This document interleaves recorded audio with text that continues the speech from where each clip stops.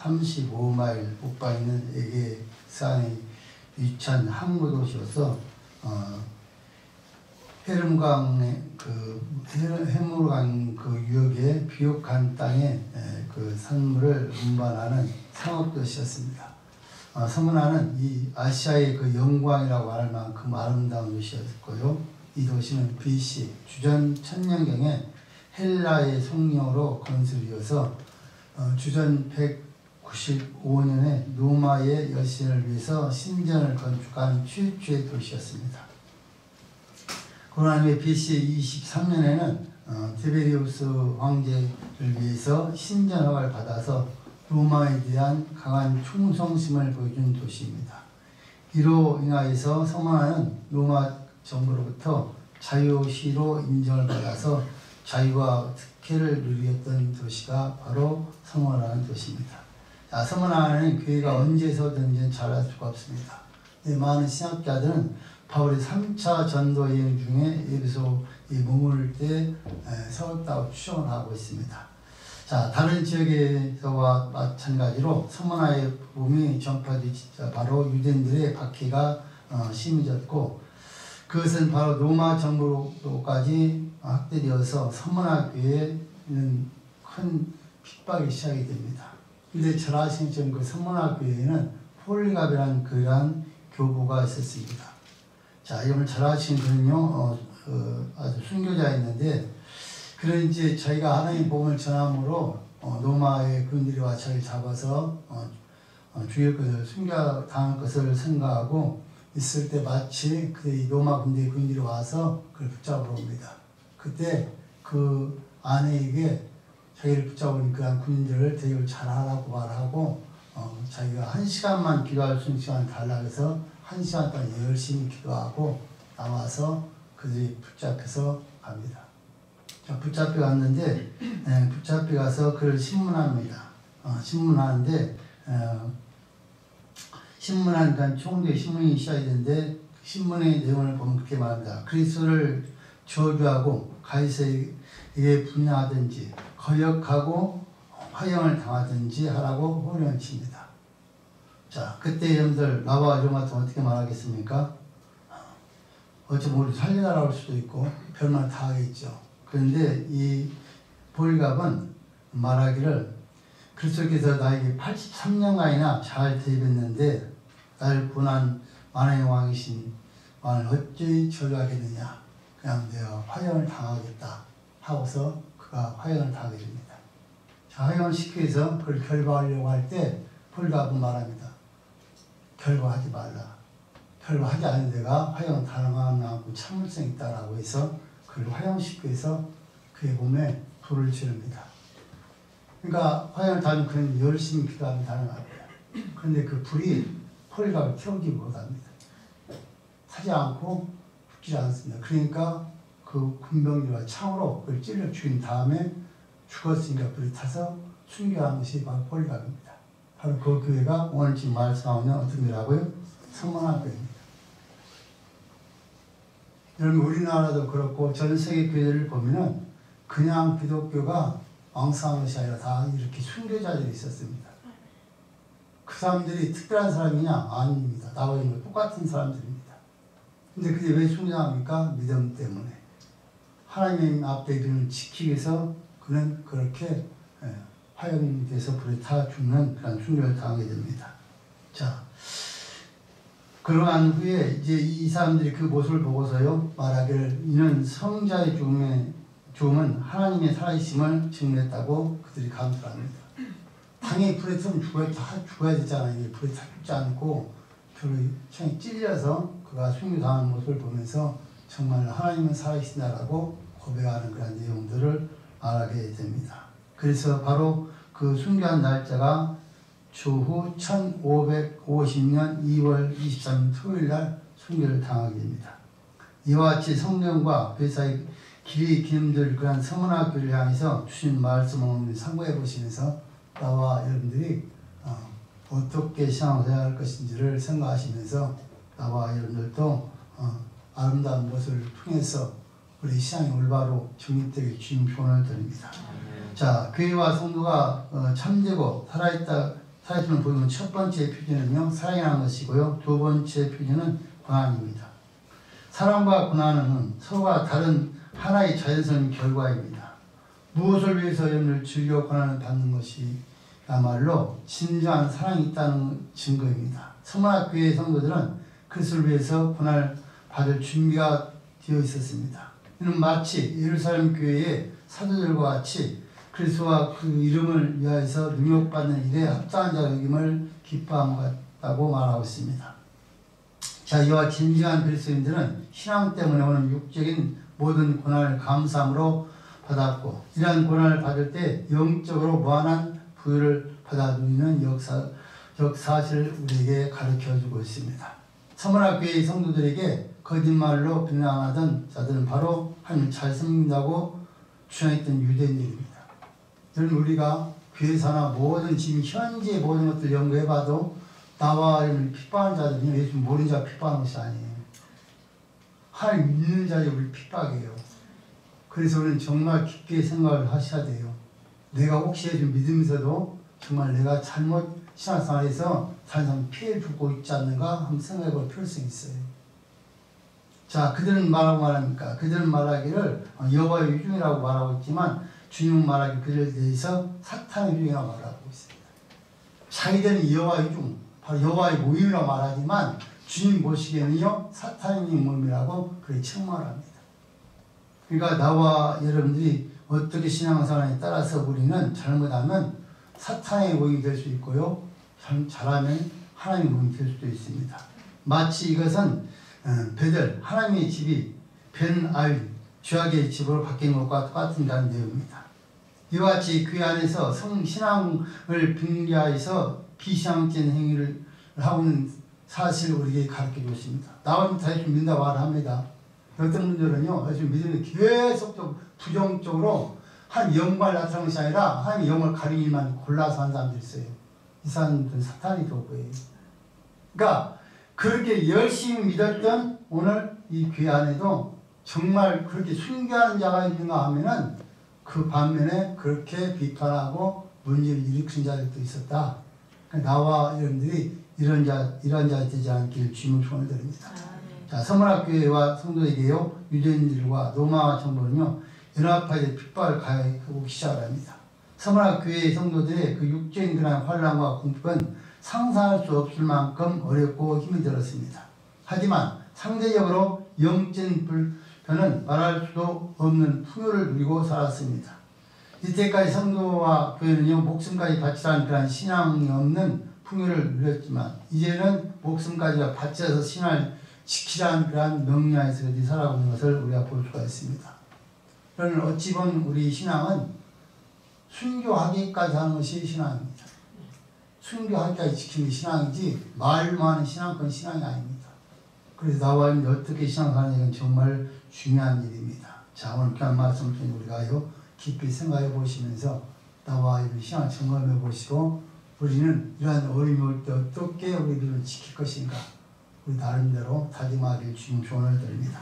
첫 번째로 8절과 9절 말씀을 보시면 창조와 부활의 주님께 칭찬과 격려를 받을 수 있는 성도가 됩시다. 이렇게 말씀합니다. 다시 말씀드리면 창조와 부활의 주님께 칭찬과 격려를 받을 수 있는 성도들이 됩시다.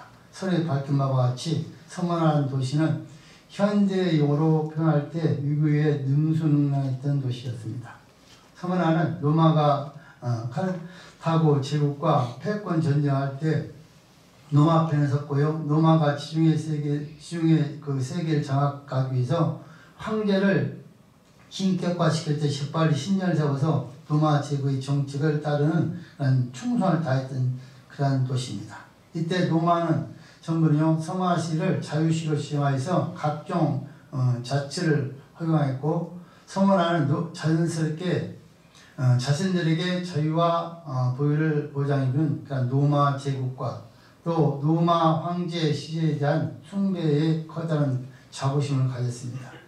이런 때 성도들이 황제의 그 홍사 앞에 제사를 행하는 것과 황제를 주라고 부르는 일을 거절하기 시작합니다. 그러니까 서문화 도시 사람들, 하나님 믿지 않는 사람들 다 그렇게 숭배하는데 거기 있는 하나님 믿는 성도들이 그걸 거부하기 시작합니다. 그러니까 이때부터 핍박이 시작이 됩니다. 이때 로마만 핍박하는 것이 아니라 그 일을 잘 알고 있는 바로 유대인들이 합세해서 함께 성도 예수 믿는 자들을 핍박을 시작하기 시작합니다. 자, 이때 이런들 주님께서 그들이 격려하신 음성이 들려오는데요. 그 음성이 바로 8절의 말씀입니다. 자, 본문 8절 말씀 읽습니다. 본문 8절 시작. 서머나 교회 사도에게 편지하기를 처음이요 나중이요 죽었다가 살아나시니라 가라사대. 아멘. 그렇게 말하고 있습니다. 자, 주님은요 에베소 교회에서는 통치자의 모습으로 나타났고 서머나 교회에서는 부활의 주님으로 자신을 나타내 보이십니다. 그리고 첫 말씀이 서머나 교회에 뭐라고요? 사자에게 편지하기라고 말하면서 교회를 하나의 인격으로 보시고 또 세우신 사자에게 대표로 말씀을 하고 있습니다. 자, 8절의 말씀은 두 가지로 자신을 계시하고 계신데 우리 예수님 모습을 계시하고 있는데 첫 번째는요 주님은 뭐랍니까? 영하신 분이시라는 것이죠. 처음이요 나중이요 그렇게 말합니다. 이미 말씀을 우리가 들었던 것처럼 계시록 1장 8절에서도요 주 하나님이 가라사대 나는 알파와 오메가다. 이제도 있었고 전에도 있었고 장차 올 자요 전능한 자라 하시더라 이렇게 말씀하고 있고 요한계시록 1장 17절에는요 내가 볼 때 그 발 앞에 엎드려 죽은 자같이 있으며 그가 오른손을 내게 얹고 가라사대 두려워 말라 나는 처음이요 나중이니 라고 말씀하고 있습니다. 자, 우리 예수님은 영원하고 변형하시지 않으시는 분이라는 것입니다. 시작하는 날도 없고 생명 끝도 없으신 분이 바로 우리 예수님이십니다. 그래서 이제 오늘 이제 하나님이 어제나 오늘 영원토록 동일하신 분이라 말씀하면서 주님은 우리와 구별되어 있어서 다른 세계에 계신 분이 아니라 우리와 함께 계시는 임마누엘 하나님이라는 사실을 우리에게 말씀하고 있습니다. 결코 우리가 멀리 떨어져 계신 분 아니고 지금도 창조로서 우리와 함께 있다는 것을 믿길 주님은 도와드립니다. 우리 주님은 지금도 우리 심령 속에 함께 있어요. 우리 함께 있어서 우리를 보고 계시고 우리 하나님 다 알고 계신다는 겁니다. 그러니까 하나님께서 말씀하신다 이렇게 말합니다. 두 번째는 뭐라고 합니까? 주님은 승자이심을 말하고 있습니다. 자, 죽었다 살아시니 그렇게 말하고 있습니다. 모든 사람 살다가 죽습니다. 그러나 주님은 죽었다가 사망의 권세를 파하시고 승리하심으로 살아나신 분입니다. 그래서 자신을 소개할 때 산자라 내가 전에 죽었노라 볼지어다 이제 세세토록 살아있어 사망과 음부의 열쇠를 가졌노라고 요한계시록 1장 8절에 말씀하고 있습니다. 그런 사망의 세력을 잡은 자도 또 곧 마귀의 세력을 패배시킨 우리의 죽음의 두려움에서 놓아주려 하심을 우리에게 말씀하고 있습니다. 그러니까 우리 주님은 죽었다 살아신 분, 그 살아서 지금도 우리 함께 계심이라는 사실을 말씀하면서 여러분들 어떻습니까? 이란들이 어떤 환란이 와도 걱정할 것이 없다고 합니다. 왜? 하나님께 도와주실 것이니까. 그러니까 나와 이제 어떤 고난과 환란이 와도 걱정할 게 없어요. 왜? 주님께 살아계셔서 지금 나와 함께 하시면서 우리를 도와주겠다는 거예요. 우리를 책임져 주시겠다는 거예요. 그러니까 우리가 어떠한 고난을 당해도 피할 길을 열어줄 것이니까 걱정하지 말고 믿음을 지키라는 겁니다. 만약 하나님께서 우리 피할 길을 열어주지 않고 믿음을 지키면 못 지키죠. 그런데 하나님께서는 우리를 지켜주시겠다는 겁니다. 자, 그런 유대인들은요 자신들이 그 역사와 종교를 자랑합니다. 여러분들 그렇지만 어떻습니까? 이 아름다운 도시는 어떻습니까? 아름다운 도시는요 그 아름다움을 자랑하고 있습니다. 자, 이처럼 서로 상반된 이들이 성도와 교회를 핍박하는 데는 하나가 되었습니다. 그러니까 서로 생각이 다 틀리죠. 그러니까 지금 여러분들 말씀하고 있는 서머나 교회의 그 자랑과 유대인들의 자랑 전혀 틀린데도 그들이 못된 일, 핍박하고 하나님을 배역하는 일이 하나 된다는 거예요. 이게 여러분들 마귀의 역사예요. 바로요. 예. 여러분 마찬가지입니다. 그 안에서도요. 성도에 보면요. 각자 다 개인 프레이로 지내다가 하나 되라고 별말을 다 해도 하나 안 되다가 교회에 문제가 생기거나 목사를 뭐라 하냐거나 목사하고 잘못해서는 헐떨떨이 다 나져버립니다. 이것이 바로 마귀의 역사라는 거예요. 그때 아니다! 하고 이렇게 반대를 하는데 그렇게 못된 다 하나 돼요. 왜 마귀에 잡혀 있으니까. 근데 정말 하나님의 성이 잡혀 있는 사람은 절대 그렇게 살지 않는다는 것이죠. 그러니까 여러분 우리가 보시면 아이러니예요. 정말 이 귀한 어떤 사람 보면 둘이 원수처럼 그렇게 지내는 사람이 있었는데 오늘 갑자기 하나 돼서 그냥 하나님을 대적할 때 보면요 무섭게 하는 사람들이 있어요. 이것이 마귀 역사예요. 이상한 것이 아니라 그렇게 마귀처럼 살아왔기 때문에 그런 일을 벌일 때 그렇게 하나 돼서 그렇게 대적을 하는 거라고 말이죠. 그러니까 평소 때 나와 하나님 뜻대로 하나님 원하시는 대로 살았다면 절대 그런 일이 참여하지 않죠. 그래서 이런 일이 벌어지기 시작합니다.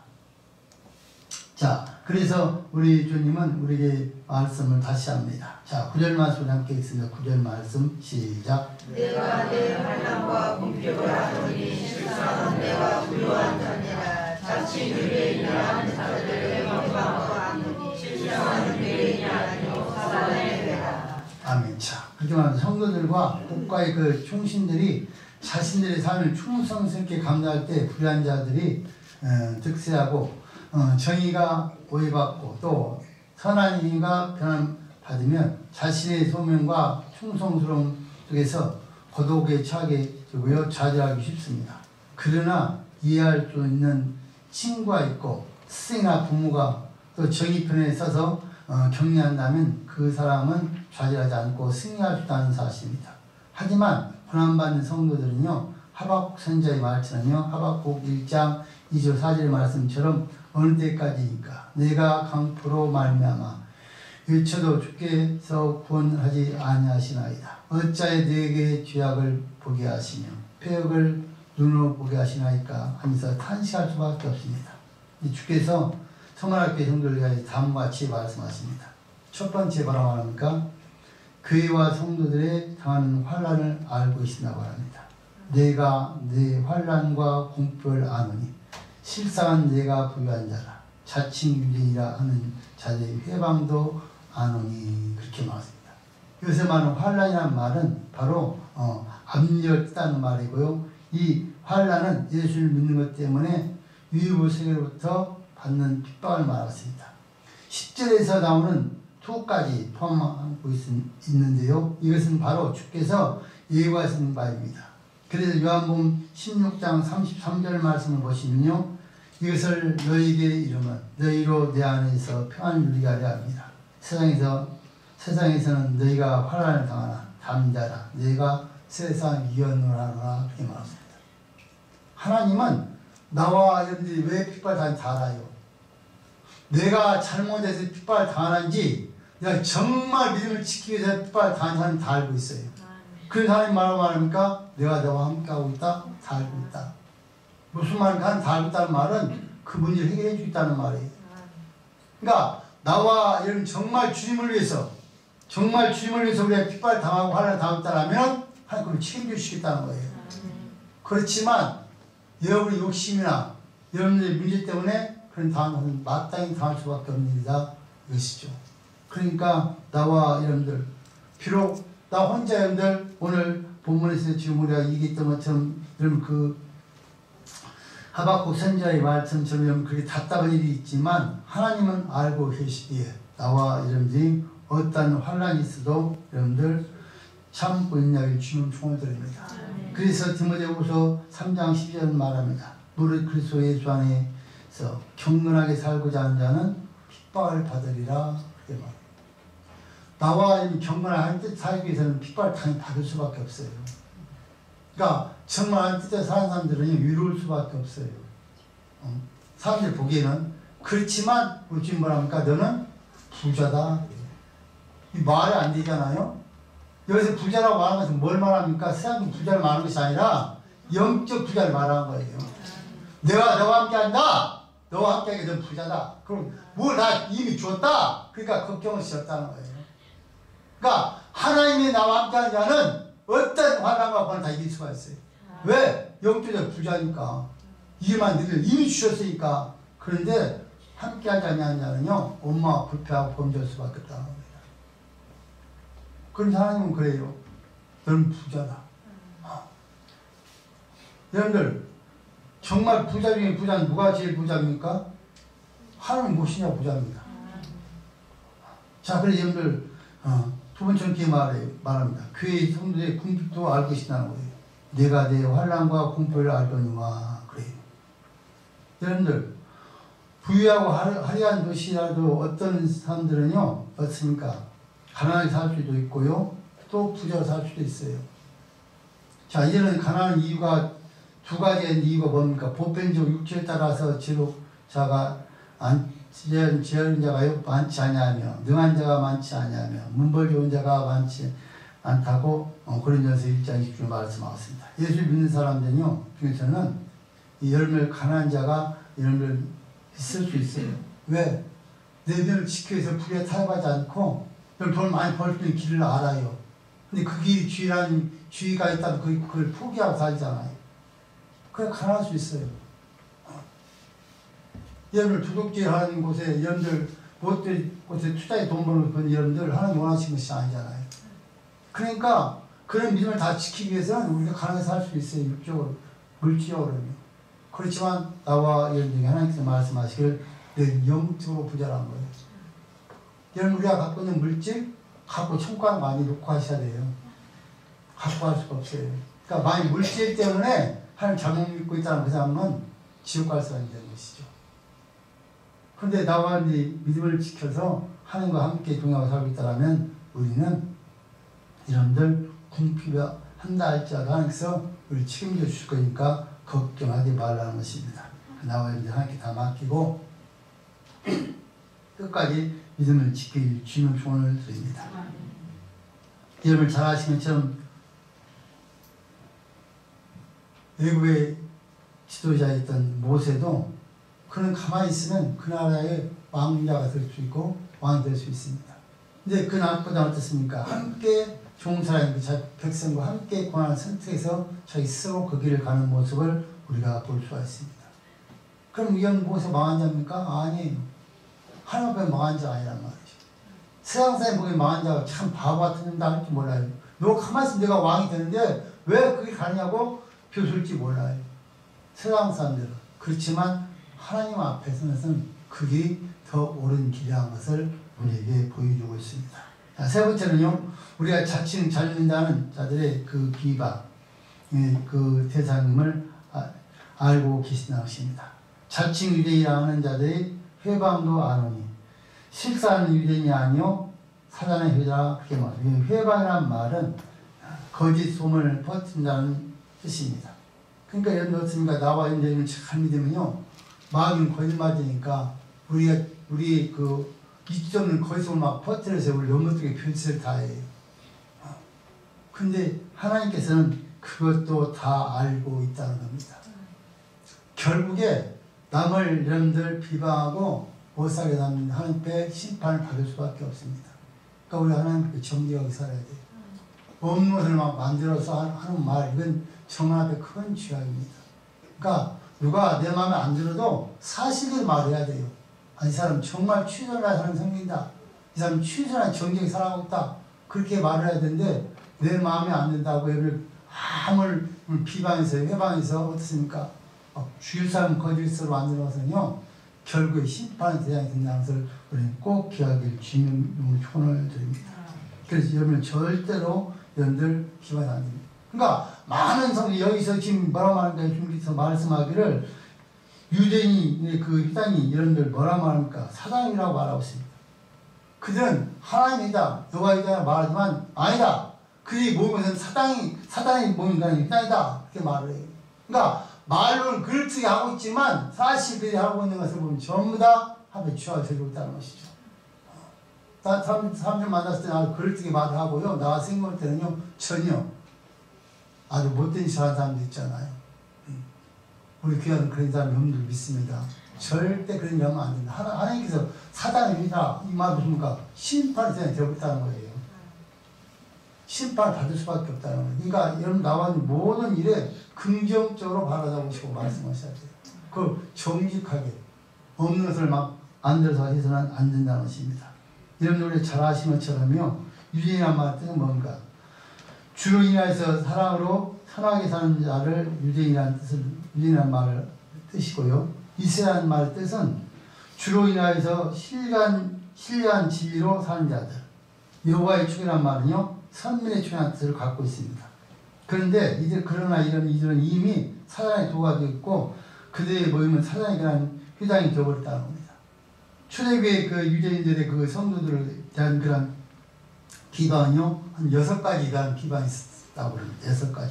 자, 유대인들이 하나님을 믿는 그리스도인들을 비방한다. 6가지 비방인데, 첫 번째 비방은요, 첫째는요, 이것은 나의 몸이요, 이것은 나의 피라는 그러한 성찬을 말할 때 그걸 근거해서 기독교들은 식인종이라고 소문을 퍼뜨리기 시작했습니다.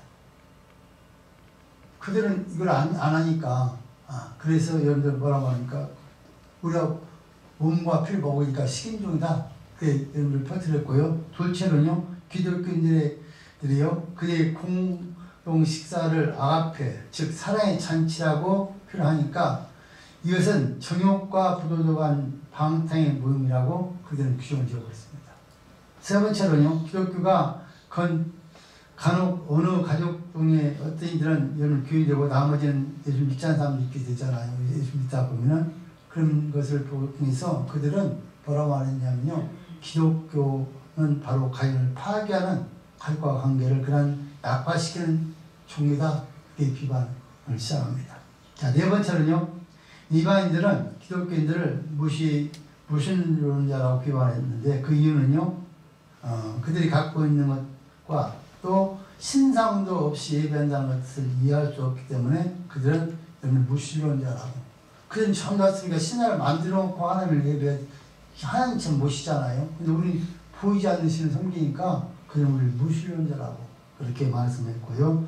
그 다음에 다섯 번째는요, 기독교인들은 가이사는 주라고 말하기를 거부하기 때문에 정치적으로 불충성된 시민이라고 정치적 혁명가라고 표현을 합니다.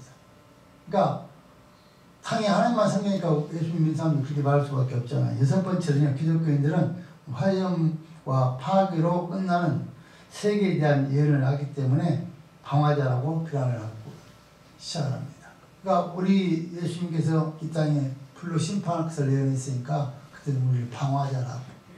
참 그럴 때 그렇게 비판하고 있지만 그들은 정말 잘못된 것을 알 수가 있습니다. 자, 특별히 지금 이렇게 여러분들 그렇게 비판하고 뭐라고? 유대인들이라고. 그러니까 이게 정말 잘못된, 유대인들은 지금도 부양만 믿는 거예요. 신앙을 믿지 않는 거예요. 그러니까 그들은 예수를 믿지 않는 지금 누구도 하나님 믿지만 지옥을 가야 됩니다. 그러니까 참으로 안타까운 일이죠. 그래서 나와 여러분들은 하나님 믿는다면서 혹시라도 범죄한 일이 없길 주님 조언드립니다. 자, 두 번째로는 10절과 11절 말씀 보시면 죽도록 청소하라. 내가 생명의 관을 내게 주리라. 그렇게 말했습니다. 자, 죽도록 청소하라. 내가 생명의 관을 내게 주리라. 예수 믿는 이유는 궁핍과 비방 같은 그런 환난을 이미 경험하였습니다. 또 주님께서 우리의 형편을 아실 뿐만이 아니라 저희 위험술까지도 알고 계심을 알았다고 말씀하고 있습니다. 그러나 환난은요, 그것으로 끝나지 않고 더욱 심하게 올 것을 우리에게 말씀하고 있습니다. 이때 주님께서 성도들은요, 어떻습니까? 격리해주고 있습니다. 자, 첫 번째로 9절 중반절에 보시면은 서문화 교회의 성도들은 실상 부유한 자라고 말씀하고 있습니다. 자, 그래 말하면 육체적으로 환난과 궁핍 속에 있는데 무슨 근거로 여러분들 바로 실상 부유한 자인가를 우리가 생각을 해봐야 되는데요. 가치관이 다르기 때문에 그렇습니다. 우리는 물질적인 상태를 보는 것이 아니라 영적인 상태를 봅니다. 재물이 없을지라도 하나님에 대하여 부유할 수 있으면서요, 믿음에 대해 부유할 수 있고, 여러분 어쩌면 선한 일에 부유할 수 있고, 하늘나라의 부활을 가짐으로 부유할 수도 있습니다. 사실 우리는 그리스도 안에서 측량할 수 없는 그리스도의 풍성을 누리겠다는 사실을 통해서 우리는 부유한 자라고 말하는 것입니다. 자, 아무것도 없는 자 같아도요, 뭘 가진 자라고 이런 고린도후서 6장 10절에 말씀하고 있습니다. 오늘 또 부자라고 하는 자들은 그 공부한 것과 가려한 것과 가라한 것과 벌거벗은 것을 알지 못하고 있다는 사실을 성경 우리에게 말씀하고 있습니다. 영적 전혀 벌거벗고 있지만 지금 모르고 살아가고 있다는 말이죠. 자, 두 번째는요, 10절 상반절에 보시면 장차 가질 환난을 두려워하지 말라고 말하고 있습니다. 자, 우리 10절 상반절 읽습니다. 시작. 내가 장차 받을 고난을 두려워 말라. 볼지어다 마귀가 장차 너희 가운데서 몇 사람을 오게 던져 시험을 받게 하리니 너희가 10일 동안 환난을 받으리라. 아멘. 그렇게 말했습니다. 자, 장차 받을 환난을 두려워하지 말라는 것입니다. 자, 하나님은 우리를 환난을 주실 수 있다는 겁니다. 여러분들 꼭 기억하셔야 됩니다. 우리의 믿음은 천국 가는 환난을 통과해야 들어가는 겁니다. 통과선입니다. 그걸 통하지 않으면 절대 들어갈 수가 없습니다. 그래서 지금 말씀하면서 선문학교회는 책망이 전혀 없는 교회고요. 칭찬과 격려와 위로만 있는 교회가 선문학교회입니다. 자, 그래서 과거에도 핍박을 받았고 지금도 핍박을 받고 앞으로도 받아야 하는가. 하박국 선지자의 그 탄식처럼 의롭고 거룩한 사는 자가 불의한 자들에게 고난을 계속 받는 것이 하나님의 공의로운 뜻인가라고 여러분들 우리가 질문할 수 있습니다. 그 이유는 다른 곳에 있습니다. 세상 모든 사람들은 아담이 범죄한 후에 어떤 이유든지 고난이 있습니다. 자, 성도가 고난을 받는 이유는 여러분들 대부분의 죄악과 타협하지 않기 때문에 그렇습니다. 여기서 우리가 두 가지 면을 볼 수가 있는데 첫째는요, 하나님 주권적 통치가 있습니다. 자, 마귀가 우리를 시험하고 괴롭게 하지만 그것은요, 하나님 주권하에 있다는 사실을 우리가 기억하셔야 됩니다. 그래서 잘 아시는 것처럼 욥의 경우도 하나님께서 제안하신 그 범위에서 심화하도록 허락을 하셨습니다. 바울에게도요, 사탄의 사자가 일정한 그 범위를 주었고요, 오늘 잘 아시는 것처럼 그에 따라서 마귀는요, 여기까지만 더 이상 안 된다고 하나님께 말씀하시면 더 이상은 시험할 수 없다는 사실을 우리에게 가르쳐 주고 있습니다. 그러니까 순교까지도 수가 예정되어 있습니다. 요한계시록 6장 10절 순교할 사람들 숫자도 지금 예정이 되어 있잖아요. 그러니까 하나님은 우리를 통해서 그냥 하는 것이 아니라 그 계획 가운데 일을 하고 있다는 것입니다. 시편 30편 5절 말씀 우리 함께 읽어보시겠습니다. 시편 30편 5절 말씀 시작. 그 고용은 잠깐이요 그 은총은 평생이로다. 저녁에는 울림이 갈갈지라도 아침에는 기쁨이 오리로다. 아멘. 자, 뭐라 그러니까 그의 노임은 잠깐이요 그의 은총은 평생이로다 그래요. 자, 성경은 택한 자들의 환난 기한을 감화해주고 있다고 말씀을 하고 있습니다. 자, 우리가 누릴 영광에 비해서 고난 지극히 여러분들 짧은 시간이라고 말할 수 있다 그 말입니다. 오늘 본문이 뭐라는가요? 10일은 이라는 말을 하고 있습니다. 10일. 이 10일이 무슨 뜻인가? 많은 신학자의 견해가 있는데 로마 도미시안의 그 황제 때 극한 10년이라고 말씀하는 사람도 있고요. 또 더나 로마 그 10대 핍박자라고 하는 사람도 있습니다. 그러니까 우리가 받을 고난은 잠깐이지만 우리에게 주실 하나님께서 우리는 평생의 영원토록이다. 그러니까 그 영토록 우리가 하나님의 은혜를 받기 위해서는 잠깐 고난을 받을 수 있다는 사실을 우리에게 말씀하고 있습니다. 두 번째로는 하나님의 목적을 가지고 계신다는 것입니다. 연못 성만학교의 성도들은요, 오게 던지어서 시험을 받게 됩니다. 사단에게 꾀하는 것을 하심으로 어쩔 수 없이 그 몇몇 사람들은 그렇게 폴리가르트에서도 순교하면서까지 믿음을 지키는 것을 통해서 사단이 보여주잖아요. 하나님이 이런 분이라는 것은. 그러니까 그렇게 몇몇 사람이 시험을 당할 수도 있다. 그것을 우리에게 지금 말씀하고 있고요. 그래서 여러분들 어떻습니까? 정금의 쪽에서는 그냥 정금이 되는 것이 아니라 재림소에서요, 용광문에 들어와서 여러분들 다 불순물을 빼고 걸린 다음에 나올 때 그게 정금이 되는 겁니다. 그러니까 받고 말은 나와 여러분들이 정말 하나님께 쓰임 받기 위해서 그런 훈련과 연단이 있어야만이 정금이 되는 거예요. 지금 나와 우리 자신, 저부터 시작 여러분 자신들 생각할 때 여러분들 우리가 완전히 다 하나의 풀이 끝났다 생각합니까? 아니에요. 아직도 여러분들 걸려할 것이 많아요. 저도 그렇고 여러분도 그렇고. 말로 여러분들 다 듣는 것 같지만 제가 보니 전혀 그렇지 않아요. 저도 그렇고 여러분도 그렇고. 그러니까 하나님은 우리를 더 아름답게 정금같이 쓰시기 위해서 연단하실 수 있다 그 말입니다. 자, 그 다음에요 10절 하반절에 보시면요, 진리를 알고 믿는 자들에게 죽도록 충성하라고 명령하고 있습니다. 생명의 말을 주겠다는 것이죠. 그래서 10절 하반절이 말합니까? 내가 죽도록 충성하라. 그리하면 내가 생명의 멸관을 내게 주리라 그래요. 자, 죽도록 청사 그런 환난과 역경 무슨 여러분들 일이 있다 할지라도 여러분들 우리 약속입니다. 죽도록 충성하는 겁니다. 바꿔 말하면 우리 신앙은 순교신앙을 가지라는 겁니다. 그러면 하나님께서 그렇게 믿음을 지킨 자에게 생명의 멸관을 주겠다는 겁니다.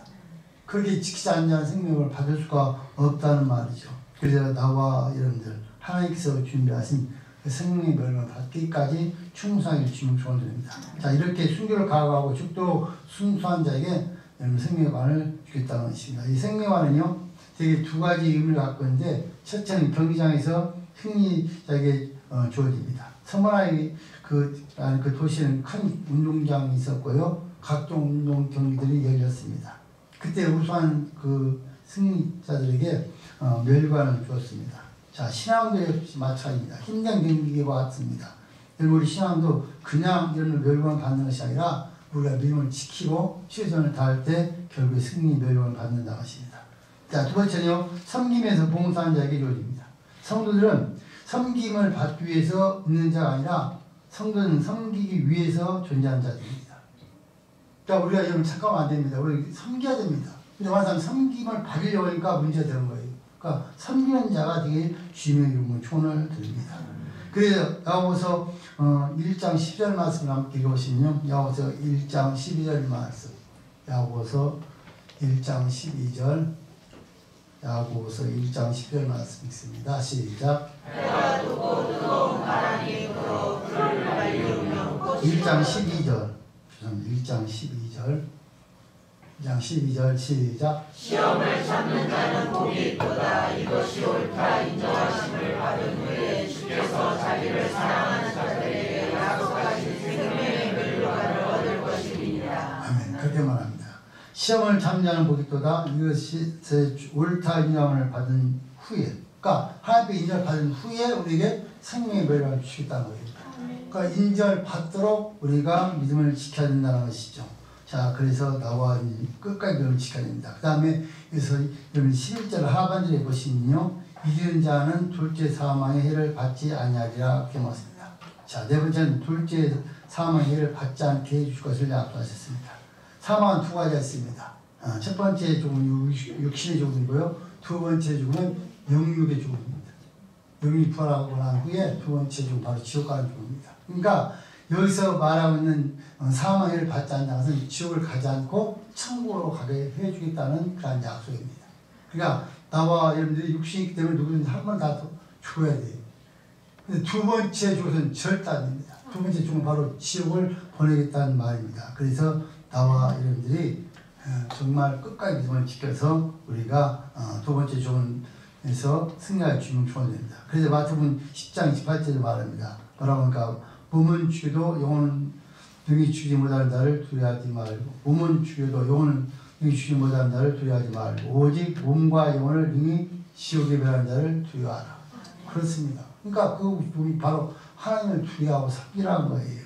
그래서 나와 여러분들이 다 끝까지 믿음을 지켜서 이 두 번째 죽음을 면하고 천국의 영토 사시길 주님 축원드립니다. 자, 다섯 번째 11절 상반절 말씀에 바랍니까? 귀인 자는 성령께서 하시는 말씀을 들을지어다 이렇게 말했습니다. 자, 그러나 말씀을 들을 수 있는 자는 들으라는 경고가 있습니다. 여러분, 우리가 이 말씀 7개 모든 귀에 다 주신 말씀들입니다. 그러니까 귀 있는 자, 그러니까 귀가 있어 들어야 되는 거예요. 그러니까 아무리 제가 설교와 소리를 질러도 듣지 않으면요 행동 절대 나오잖아요. 여러분이 하나님의 말씀을 들었다는 것은 뭡니까? 바로 행동으로 옮겨진 것이 들은 거예요. 아무리 쳐도 이런 행동 나오지 않으면 그 사람 들은 것이 아니라 듣고 흘러버린 거예요. 전혀 하나님과 상관이 없는 거예요. 그러니까 나와 하나님께서 귀인 자한테 하는 말은 영적 일을 하고 하는 말씀 듣고 행동을 옮기라는 겁니다.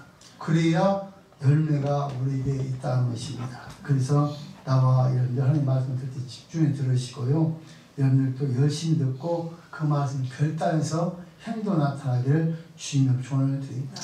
그래서 이러한 자에게 하나님께서 실천하면서 말씀 지킨 자에게 여러분들 둘째 사는 병에서 우리에게 이러한 천국을 들어가겠다고 말씀하고 있습니다. 자, 결론입니다. 서문학교회는 책망이 없는 교회로 칭찬과 위로와 격림만 있었던 교회입니다. 자, 과거에 많은 핍박을 받았고요. 지금도 핍박하고 앞으로도 핍박이 있는 여러분들 그런 하박 형제 탄식처럼 여러분들 우리가 둘째 사망을 면하고 천국에 들어가기 위해서는 우리 들어갈 모든 그런 환난과 고난과 역경을 이겨야 된다는 겁니다. 우리 이길 수 있다는 겁니다. 왜? 하나님께서 우리가 함께 하시겠다는 거예요.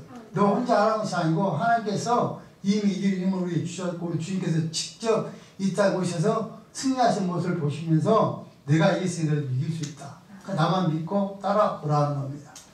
지금 우리의 성례에서도 마찬가지고 우리들의 승리도 마찬가지고 우리 모든 믿는 선배들도요. 주님을 믿고 따라가면 다 승리하고 그들이 다 천국에 갔습니다. 그런 것처럼 우리들에게도 하나님께서 이 말씀을 여러분들 받았으면 우리가 정말 생명의 벌받을 쓸 때까지 나온 믿음을 지키기 원하는 것을 여러분 꼭 들으시고 나오니 꼭 믿음을 지켜서 우리 모두가 승리하는 모두가 되고요. 순교하기까지 믿음을 지키기를 주님의 이름 조언을 드립니다. 살아계신 하나님